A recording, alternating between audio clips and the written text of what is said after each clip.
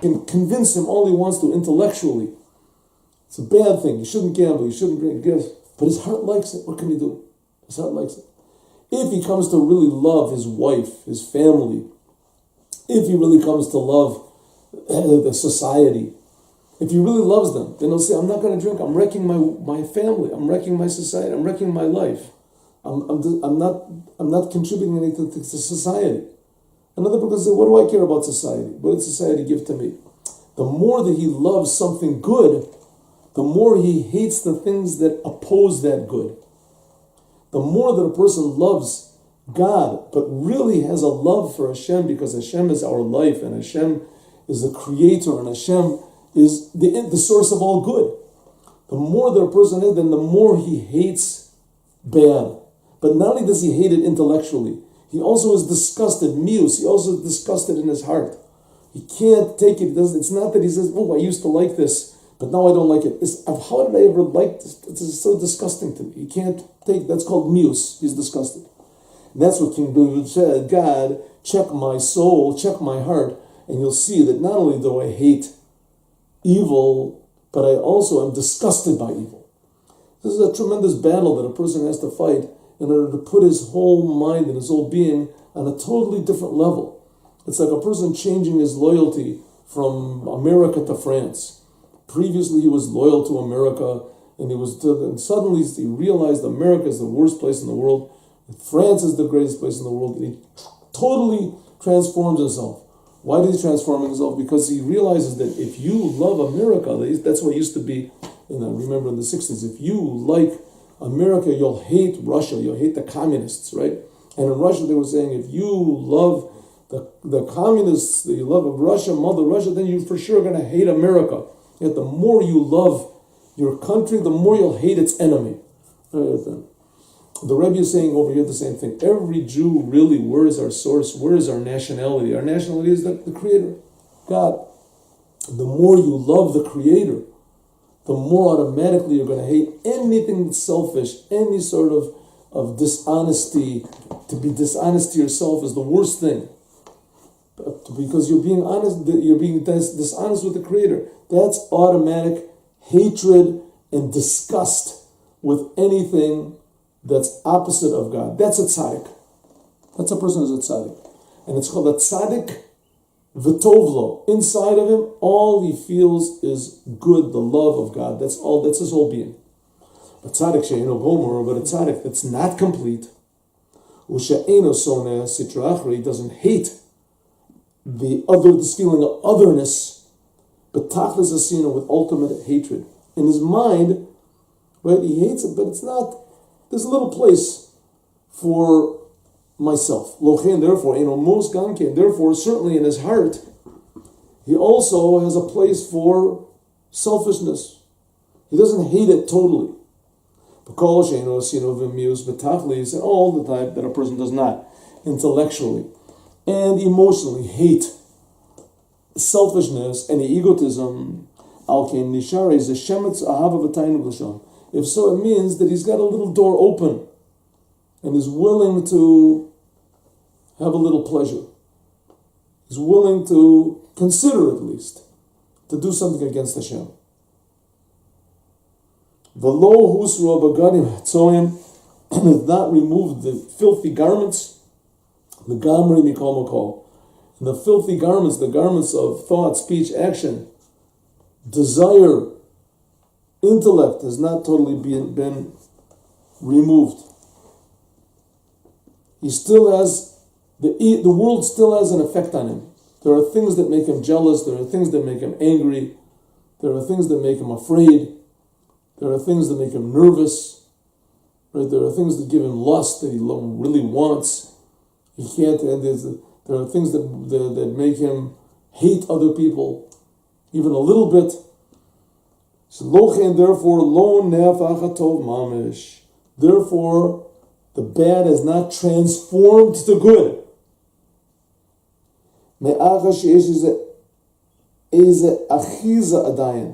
Because the bad, his selfishness, his natural feeling has a little bit of a hold, but begadim tzoyim, in his filthy garments, and the garments of his thought, speech, action and even emotions and intellect.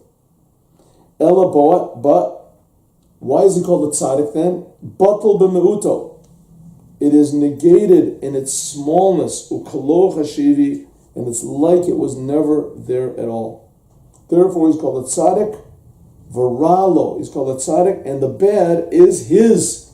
It belongs to him. He, so to speak, controls it, but it's there. He's there. So anytime somebody says a bad word to him, or he hears people in the other room talking something bad about him, so he shakes, but immediately he thinks to himself, no, one second, this is God wants it to be this way, but he has to give an answer. He has to, the selfishness is there. It's natural. The world still has an effect on him, a hold on him. It's natural, a little tiny bit. But he still has love of God. And he loves God so much that immediately he catches himself and he thinks, and he can get more and more and more immediate until this little feeling of anger or depression becomes almost nothing, but it still is there. Still is there. Which means that he's not transformed himself to a totally different person.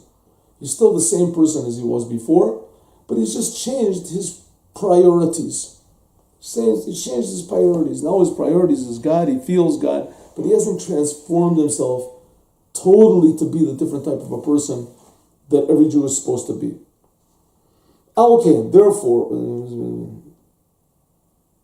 Therefore, Gama Abbas al Hashem, therefore, his love to God is not ultimate, and therefore he's called a tzaddik that's not complete.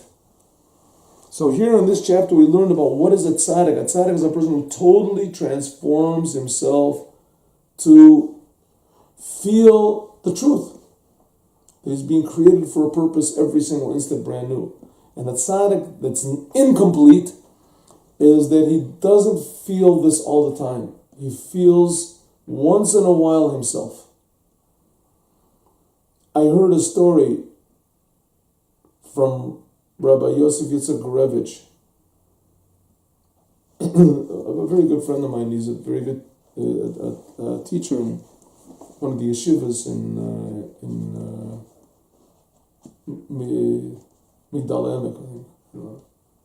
And he told a story that once he gave a lecture, and he finished the lecture, went outside, and a religious woman came up to him and said that she wants to ask him a question, that she's not Chabad, she never was Chabad Chassid. She lived in Borough Park, and she heard about the Rebbe. This is years ago, 10 years ago, whatever, 15 years ago. She heard about the Rebbe. This was immediately after what they call Gimel Tammuz, after the Rebbe passed away. Gimel Tammuz. People started saying that he passed away, whatever. So she said, I always sort of wanted to go to the Lubavitcher Rebbe, but I never did. One day I went to Muncie on a bus, and on the bus coming back from Muncie, the driver unexplainably stopped his bus in Crown Heights and said that I'm going to be here for half an hour, and anybody who wants to change buses can do so, but I'll be back in half an hour, I'll take you all back. Everybody yelled and they complained because that was not on the route, but nevertheless that's what he did. So she said, okay, I'll go and see the Rebbe. It was in the daytime Sunday. She went, it was one of the days that the Lubavitcher Rebbe was giving out dollars to everybody. So she stood in line with the women. She figured she would finish in a half an hour to get back to the bus. There's buses that run all the time anyway. And an hour and a half later, she was standing in front of the Rebbe, and the Rebbe gave her $1. She was very impressed and said, bracha v'atzlacha, you should have good news and success, and blessings and success. And that's it. She took the $1 and went. That was a memorable experience, very nice. All of a sudden, the Rebbe called her back. And he said to her that you should do the commandments, not just because it's written in the book, but because God personally is telling you to do the commandments. So she said, took the $1, the Rebbe gave her a second $1. The Rebbe would give out these dollars that people should give them to charity or exchange them and give to charity, to encourage giving charity. So she became very, very angry. who is this man? He doesn't even know me. He knows why I do the commandments. I'm doing the commandments. Who is he to come into my personal business? She was very angry. Then she's telling Rabbi Gorevich this whole story. She said, a month or two later, all of a sudden there came into her mind this thought, maybe I'm missing something by being religious. Maybe I'm not really expressing myself, maybe I'm losing out something in life by being a religious Jew. Maybe the non-religious world has something, to really to offer me. It's the real me. As soon as she said that, then suddenly the words of the Rebbe came into her mind, that you should do the commandments not just because it's written in the book, but because God himself is telling you to do the commandments. In other words, God, who is the creator of the whole universe, he creates you. And God is also creating all the fun and other things that are in the world. But God is really creating you, and he cares about you, and he's telling you that he cares about you, that you should do the commandments. Suddenly I felt this certainty and closeness to the Creator that I've never felt before. And she said, my question is that now the Rebbe is not here, I want my children to have the same certainty, and I don't know how. What, should I enroll them in Chabad institutions or what? So he gave her an answer. Whatever the answer was, he told her that he told the lady that she should tell the children the story without the part about her doubts, and let's see how that affected them. And if not, maybe she should really enroll them in Chabad institutions. But the point that I want to say from the story is that when a Jew feels the goodness, the closeness, the oneness, the care that God cares for us, and how infinitely real God is, exactly the opposite. He creates us. Our reality only comes from him, and he creates time. When a person feels this, not just thinks about it, but he feels it, then his whole entire way of looking at the world is different. All of the feelings of the world are now put into their place. What the world says to him, what it makes him feel, that's not really that important. The more important thing is, what does the Creator want you to do with everything in the world? So if not kosher food tastes a lot better than kosher food, or let's say all there is not kosher food, and if you want to wait for kosher food, you're going to have to, you're on the plane, all there is peanuts or something, and you're going to have to have water, coffee. How much peanuts can you eat? How much water can you eat? You're going to suffer. Or a person says, listen, the suffering doesn't make the suffering is much better than eating not kosher food. Eat not kosher food, you're going to feel good. You'll be happy. Everybody's eating, they're licking their fingers. It's so tasty. But the taste, it doesn't play by you at all. It's the thing that's not in your, it's like it was made of poison. You wouldn't want to eat it. You don't want to eat it. Why? Because of your love for God. That's supposed to be the idea. Hine, behold, Madrega Zu, this level of a tzaddik, Mechalekas is divided, of a tzaddik she'eno gomer, of incomplete tzaddiks, is divided the Ravavos Madregas to tens of thousands of levels of incomplete tzaddiks. Be'inyan bechinet miut hara, how small is the amount of egotism that remains me'echad me'arbi yosoros haroim, from one of the four elements of selfishness, like we learned in the first chapter. Ube'inyan bittul b'miyuto, and how much good there is in relation to the bad. How much you feel God in relation to how much you feel yourself. B'shishim al derech mashal, bittul b'shishim, or 1,000, or ravavo, 10,000. These are the tzaddikim or rabbim, these are the many tzaddikim in all of the generations. Like it says in the Gemara Timnasa that 18,000 alfei tzaddikaya, kaimi kamikodesh baruch hu, they're standing in front of God.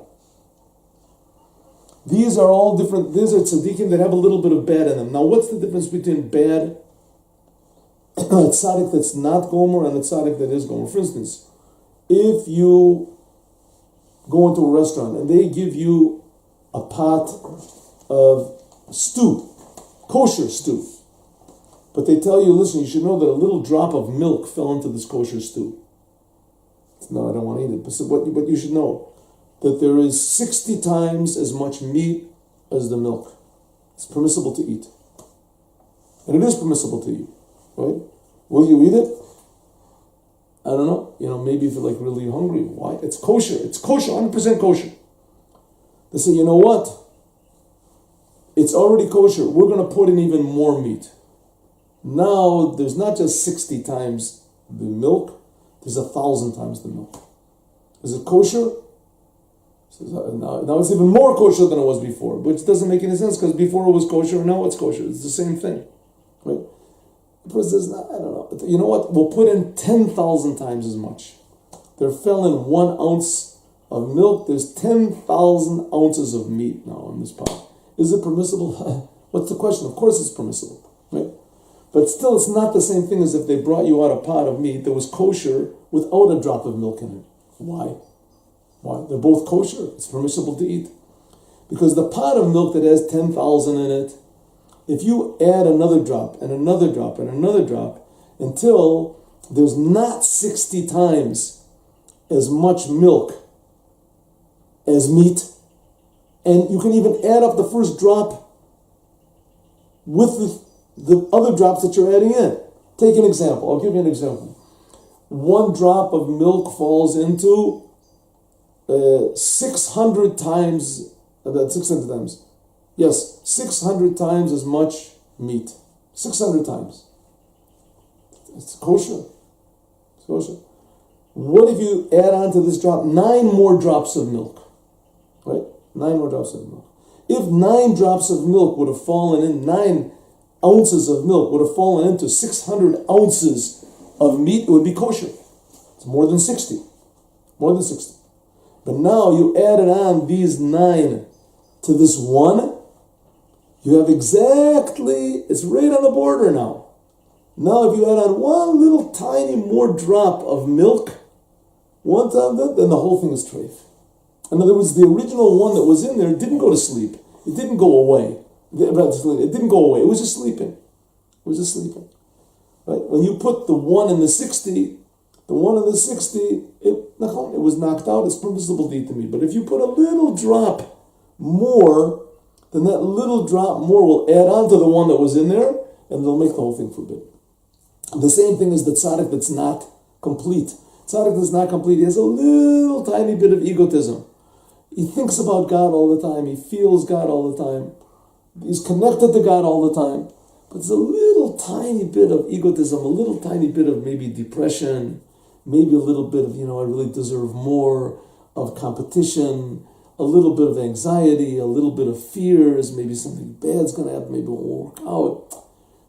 A little something of not trusting God, not loving God, not fearing God, not believing God. A little tiny bit is inside of his soul, but there's such a small amount. He's just a person like everybody else. There's a person like that. This is what's called a tzaddik that's not complete. Ach milas tzaddik gomer, but a tzaddik who is totally complete. That he's transformed the bad to good. Not just that he's overpowered the bad. Hu she'omer Rabbi Shimon bar Yochai. This is what Rabbi Shimon bar Yochai said. Re'iti b'nei Aliyah, I've seen high people, ve'hem mu'atim, and they are very small. Rabbi Shimon bar Yochai was an example of a total tzaddik. Maybe you have one in every generation, as we will talk about next time in the next class.